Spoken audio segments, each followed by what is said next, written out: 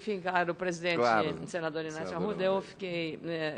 é pena que a importância e a relevância da educação, que a gente fala tanto, sublinha tanto, ela não tenha, digamos, o espaço. Então, em vez de a TV Senado, que tem uma grande audiência, está transmitindo um debate com esse grau, esse nível e esse conteúdo, a gente está transmitindo uma briga da CPI do Cachoeira. Então, esse é o país, né, que nós temos. A história da... Gostei também do editorial, professor Abrúcio, a educação é cara, mas veja a ignorância, né? O peso disso sobre o país. Quando o professor João Batista falou sobre o cantão suíço, sobre a questão do federalismo, lembrei que de um cantão para outro dá para ir de bicicleta, professor. Então, mas de Porto Alegre para Uruguaiana, aqui no Rio Grande do Sul, não dá para ir de bicicleta porque é uma distância grande. Claro que hoje, com os mecanismos e a tecnologia da informação, você pode, como está fazendo os Estados Unidos, com controles por internet, você ter acesso, né, em redes próprias das escolas, avaliar o nível de alunos, uma experiência nova que tem lá, para saber qual é o grau de necessidade que esse aluno tem, que não chegou ao nível bom de aprendizado, para ir ser selecionado, via para um único professor, para dar uma recuperação, mas isso é um sonho que a gente vai realizar. Todas as avaliações são ótimas. Gostei muito quando o senhor falou que é uma questão difícil de gestão na área da educação, porque o piso nacional, que é uma necessidade, é um salário ainda pequeno, para R$ 1.400, mas isso conflitou realmente com o processo federativo. Nós fomos, o senador Cristóvão, o senador Pedro Taques e eu, ao Procurador-Geral da República, doutor Gurgel, para pedir que o piso fosse respeitado pelos governos estaduais, porque a maioria dos governos, inclusive do meu estado, não estava cumprindo o piso. E aí ele disse simplesmente o seguinte: há 2 semanas vieram aqui os prefeitos para dizer exatamente que não tinham condições de cumprir, porque não tinham fonte de recursos.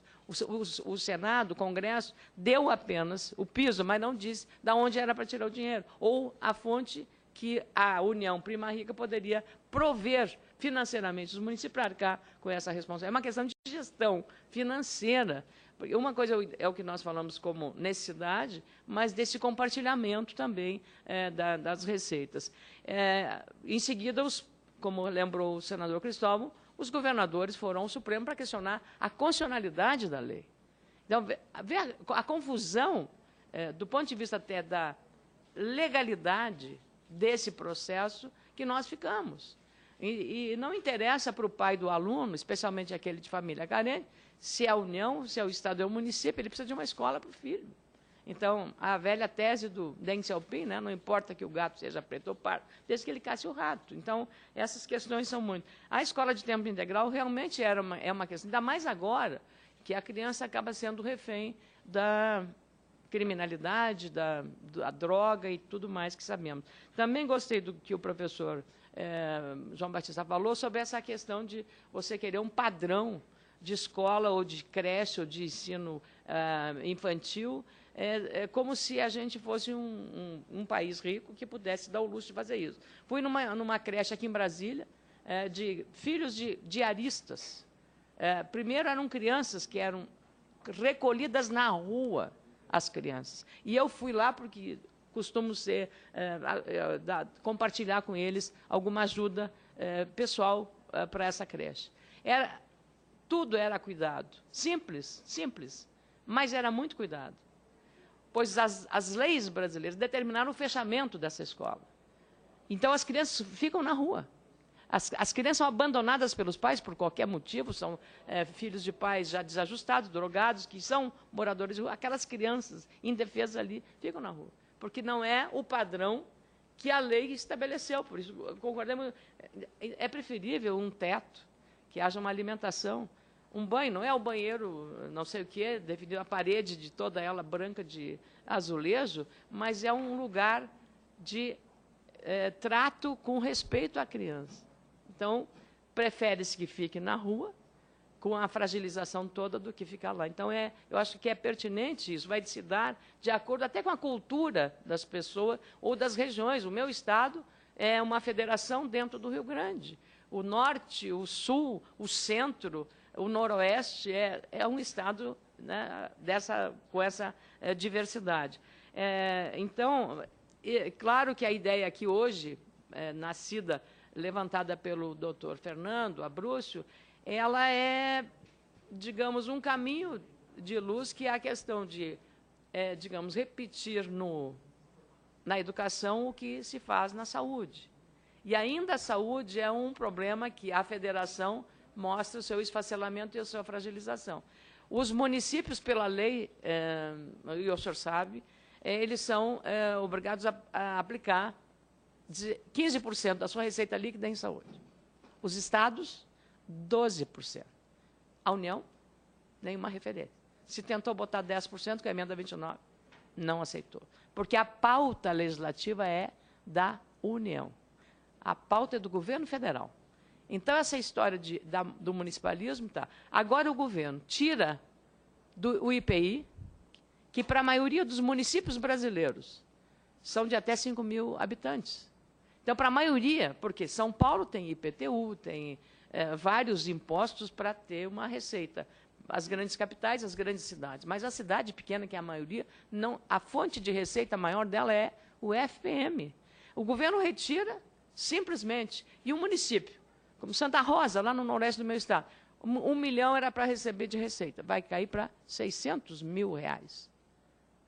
É uma ruptura. Imagine na nossa família, o nosso orçamento familiar, você cair pela metade o orçamento previsto. Então, essas questões, elas têm a transversalidade, não só na educação, mas na gestão pública. Os municípios não têm força política para determinar digamos, uma pactuação em que eles sejam porta-vozes. O piso foi decidido de cima para baixo. Não há um compartilhamento também de discussão sobre isso. Penso que, claro, se o SUS está funcionando, não é o ideal, mas, pelo menos, é uma gestão e um sistema que funciona para atender os 3 níveis, sim. Pois não, professor. Tá? Mas parabéns pela exposição, pela contribuição dada. Tá? Parabéns pela contribuição. Então, eu penso que esse debate realmente tem. E só para terminar, foi sugerido, acho que pela professora Guiomar, muito a questão do Estado ser o coordenador desse processo. E o senhor, que é cientista político, eu vejo agora o caso de São Paulo, na segurança pública. A União resolve entre aspas, uma intervenção. E tem um caráter político nesse processo, mais do que um caráter técnico de interesse de resolver um problema grave que é a segurança pública. Claramente aí nisso. Então, o que me preocupa quando se propõe é que uma orientação política de um determinado governo queira estabelecer e impor a sua ideologia, a sua forma de ver as coisas, a todo o coletivo da municipalidade. Isso, o Brizola tentou, criou o CIEP no Rio, hoje você não vê mais CIEP, não vê mais não se quebra, vai se quebrando projetos que são importantes, que poderiam ter duração. Nesse aspecto, a questão do Estado, da visão republicana, e não de governos ou partidos, mas do interesse social de uma questão como a educação ou a saúde pública.